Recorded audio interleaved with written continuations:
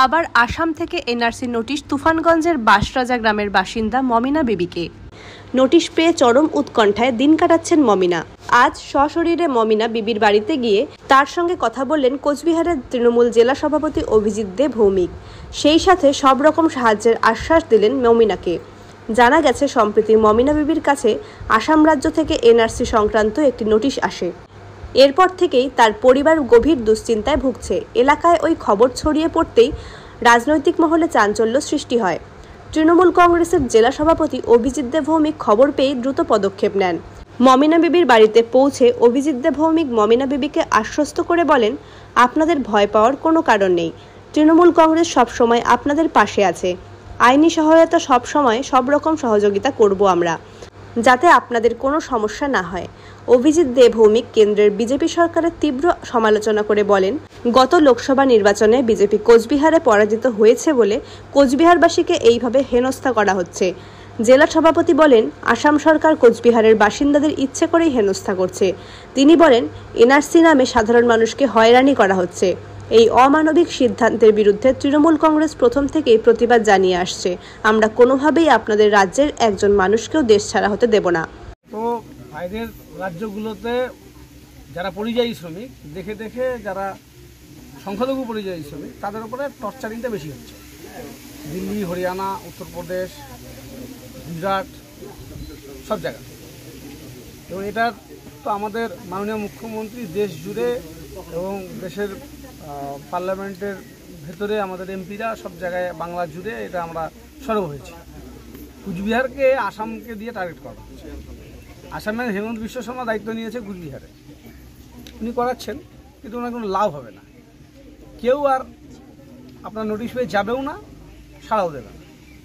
বাংলার বিষয়টা বাংলা দেখবে। এটা ফেডারেল স্ট্রাকচার, আপনি অমান্য করতে পারবেন না।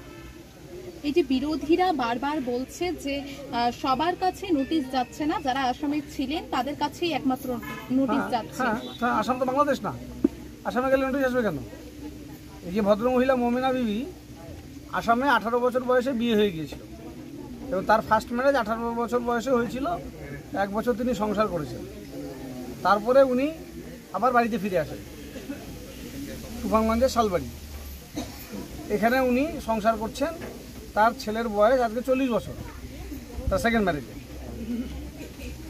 1 বছর আসামে বিবাহ সূত্রে আগমনীতে ছিল, তারপরে সেই বিয়ে তালাক, ডিভোর্স।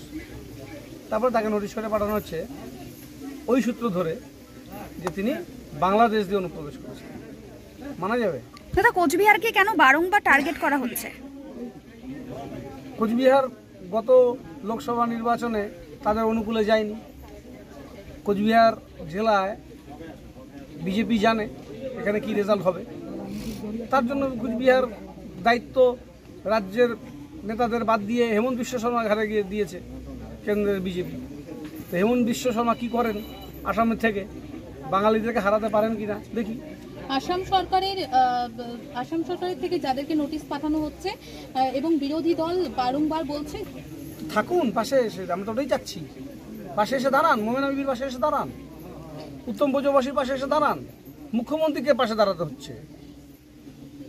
মমতা বন্দ্যোপাধ্যায় 21শে জুলাই উত্তম ব্রজবাসীর পাশে দাঁড়িয়ে থেকে সারা বাংলার মানুষকে এটা মেসেজ দিয়েছেন, এনআরসির নোটিশ যদি অন্য কোনো রাজ্য থেকে আসে তাহলে তার পাশে আমাদের রাজ্য সরকার আছে, তৃণমূল কংগ্রেস আছে, আমরা আছি। তাই মমিনা বিবির পাশে এই যে বারবার উত্তম ব্রজবাসী হোক, নিশিকান্ত দাস হোক, আরতি ঘোষ হোক, মমিনা বিবি হোক, আমরা আছি।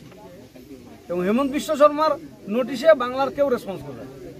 দাদা, এই যে ভাষা আন্দোলনে জোড়াইমোড়ে এত বড় একটা অনুষ্ঠানে পড়েও বারবার এইভাবে নোটিশ আসছে, মানে বাংলার বাসিন্দাদের, আজকে একজন তারপরে আরেকজন, এটা বুঝতে সময় লাগবে। আসাম সরকারকে বুঝতে সময় লাগবে যে আসামে ফার্স্ট ল্যাঙ্গুয়েজ একটা সময় বাংলা ছিল, সেটা ওরা অনেকে ভুলে গেছেন। 1961-র পরিবেশ হেমন্ত বিশ্ব শর্মা আবার আসামে আনতে চাইছে। সেটা বিচ্ছিন্নভাবে হয়েছিল। এখন রাষ্ট্রীয়ভাবে যদি সরকার ইনসিস্ট করে এই ধরনের বিষয়গুলো, এটা খুব লজ্জাজনক ব্যাপার। হেমন্ত বিশ্ব শর্মা ওখানে পক্ষান্তরে বাঙালি খেদা শুরু করেছেন, এটা মেনে নেওয়া যাবে না। এর বিরুদ্ধে কি আন্দোলন হবে? অবশ্যই হবে। আন্দোলন তো চলছে, আমরা তো আন্দোলনের মধ্যেই আছি। এনআরসি বিরোধী আন্দোলন আমাদের চলবে। সামনেই 26-এর নির্বাচন এবং দেখা গিয়েছিল যে 21-এর হার যে গ্রাম পঞ্চায়েতে দাঁড়িয়েছেন সেটা বিজেপি পরিচালিত, তো এই আন্দোলনটা কি এখান থেকেই শুরু হবে বা কিছু বার্তা? আন্দোলন তো আমাদের শুরু হয়ে গেছে। আমরা চাই যে শালবাড়ির মানুষ, শালবাড়ি অঞ্চলের মানুষ এই আন্দোলনে আমাদের সঙ্গে সঙ্গ দিক, কারণ এখানে শুধু মাইনরিটিস বলে কথা নয়। উত্তম ব্রজবাসী রাজবংশী ছেলে, ঋষিকান্ত দাস রিফিউজি পরিবারের ছেলে, তাদের কাছে এসছে নোটিশ। কাজে এখানে কাস্ট ক্রিজ দেখে আর কোনো লাভ নেই। বাঙালিকে টার্গেট করা হয়েছে এনআরসি দিয়ে হেগেল করা, যার ফলে আমাদের সবাইকে জাগতে হবে, কোনো উপায় নেই। যে যার বাড়ির লোক হয়তো এখানে বিজেপি করে, তার বাড়ির কোনো সদস্য হয়তো পরিযায়ী শ্রমিক হয়ে বাইরে কাজ করছে, সেও তো টর্চার হচ্ছে। তা তাকে সে বুঝতে পারছে না, তার আত্মীয়র কাছে খবর আসেনি যে আমার আত্মীয় ওখানে টর্চার হচ্ছে বাঙালি বলে। সে বিজেপি করতে পারে, তার কাছে তো মেসেজ এসছে এটা, যে তার বাড়ির পরিবার যে পরিযায়ী শ্রমিক হয়ে কাজ করছে বাইরে হরিয়ানায়, সে তো সেফ না।